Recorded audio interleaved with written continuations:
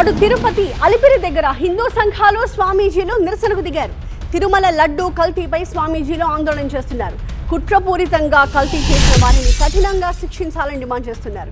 హిందువులే స్వచ్ఛందంగా గత ప్రభుత్వానికి బుద్ధి చెప్పాలి అంటూ ప్లాకార్డులు ప్రదర్శించారు.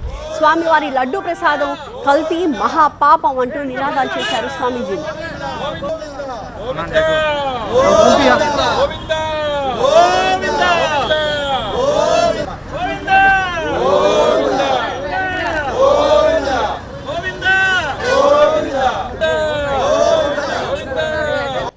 ఇటువంటి విపత్తులు, ఇటువంటి అపరాధాలు భవిష్యత్తులో జరగకుండా ఉండాలంటే తక్షణమే వీరి మీద కఠినమైన చర్యలు.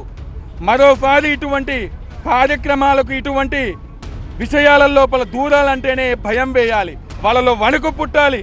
వెంకటేశ్వర స్వామి వేయాల్సినటువంటి శిక్ష ఖచ్చితంగా వేస్తారు. అట్లాగే కూటమి ప్రభుత్వము దీని మీద విచారణ చేయించి కఠినమైన శిక్షలు వేస్తే కానీ భవిష్యత్తు లోపల ఇటువంటివి తలెత్తకుండా ఉంటాయని మనవి చేస్తూ ఉన్నాము.